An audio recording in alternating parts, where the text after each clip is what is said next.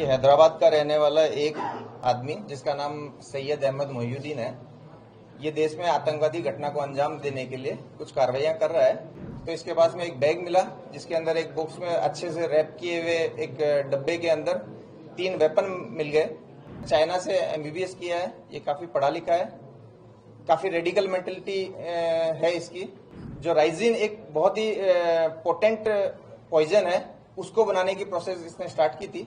Gujarat ATS के DYSP Shri Yashwant Chaudhary को एक इन्फॉर्मेशन मिली थी कि हैदराबाद का रहने वाला एक आदमी जिसका नाम सैयद अहमद मोहिउद्दीन है, ये देश में आतंकवादी घटना को अंजाम देने के लिए कुछ कार्रवाइयां कर रहा है और इसी के कॉन्स्पिरेसी के भाग के तहत ये गुजरात अहमदाबाद भी आने वाला है।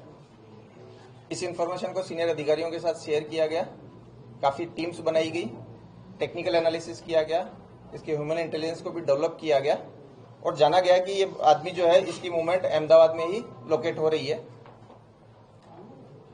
जो अलग अलग टीमें बनाई गई थी उनमें से इस आरोपी को अडालज के पास जो टोल नाका है इस पे वॉच रखी गई क्योंकि इसका मूवमेंट उस साइड में आ रहा था।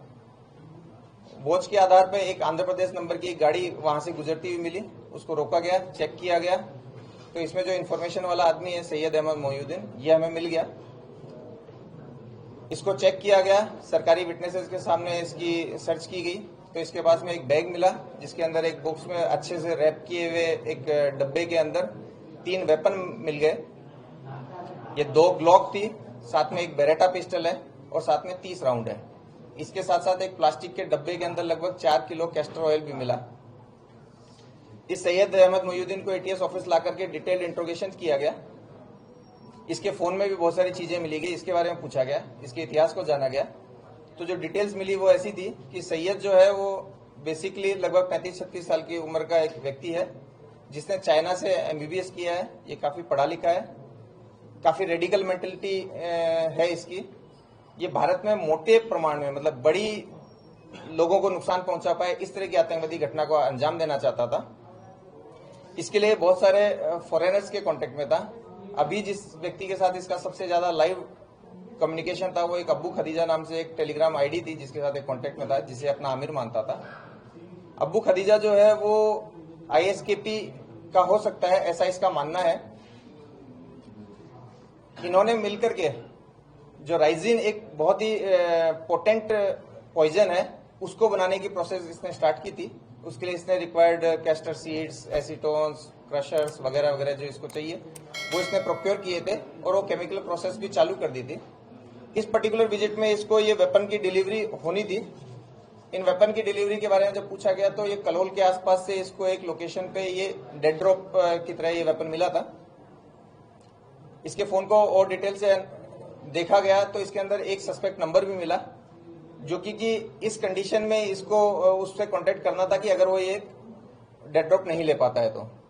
इस नंबर को जब चेक किया गया तो ये नंबर यूपी से मूल इसका एसडीआर होना पाया गया और इसका मूवमेंट गुजरात में होना पाया गया। इसके लिए एक अलग से दूसरी टीम बनाई गई जिसमें DYSP Virjit Parmar, DYSP KP Patel, PI CH Panara और दूसरे हमारे पीआई पीवी देसाई वगैरह, इन सबकी एक टीम बनाई गई। इस नंबर को लोकेट करने के लिए जब भेजा गया तो ये नंबर लगभग बनासकांठा के आसपास आया। वहां के बहुत सारे होटल्स, गाड़ियां सब चेक करने के बाद में ये 2 लोग हमें वहां से मिले हैं। ये जो दोनों लोग हैं ये लखीमपुर और शामली के हैं। इन दोनों के नाम आजाद सुलेमान शेख और मोहम्मद सुहेल मोहम्मद सलीम खान है। ये दोनों दीनी पढ़ाई किए हुए हैं, काफी रेडिकल हैं। ये भी बहुत सारी फॉरेन एंटिटीज के कांटेक्ट में हैं। इन दोनों ने मिलकर लखनऊ, दिल्ली, अहमदाबाद में कई सेंसिटिव प्लेसेज और भीड़भाड़ वाले जगहों की रेकी की है। साथ ही इन लोगों का जो मूवमेंट है वो कश्मीर में भी दिखाया है इन टेक्निकली। इन लोगों ने ये जो डिलीवरी है, जो वेपन्स की डिलीवरी है, वो हनुमानगढ़ राजस्थान जो कि एक भारत पाकिस्तान बॉर्डर का जिला है, वहां से ये डिलीवरी ली है और डिलीवरी लेकर के ये कलोल में इस डिलीवरी को ड्रॉप करके इन्होंने अपना जो उस जगह के जो फोटो, वीडियो और लोकेशंस है वो अपने फॉरेनर हैंडलर को भेजे थे, जिसके आधार पे सैयद ने इसकी आगे डिलीवरी ली थी। इस तरीके से गुजरात एटीएस की कंप्लीट जो टीम है उसने टेक्निकल एनालिसिस और ह्यूमन इंट के आधार पे एक अच्छा मॉड्यूल पकड़ा है जिसमें 3 जो मुख्य आरोपी हैं उनको अभी तक हम पकड़ लिए हैं। आगे इन्होंने जो डिलीवरी ली, उसका सोर्स, ये जो पॉइजन बना रहा है उसका यूज, ये जो फंडिंग कलेक्ट कर रहा है उसके बारे में वो डिटेल इंट्रोगेशन के बाद में हम आपको बता पाएंगे। ये जो 3 लोग हैं, इनमें से पहले आरोपी को हमने अरेस्ट करके इसका रिमांड लिया है, उसमें हमें 17/11 तक उसका रिमांड मिला है। दोनों दूसरे अक्यूज को भी अरेस्ट कर लिया गया है और उनको आज हम कोर्ट के सामने प्रोड्यूस करेंगे।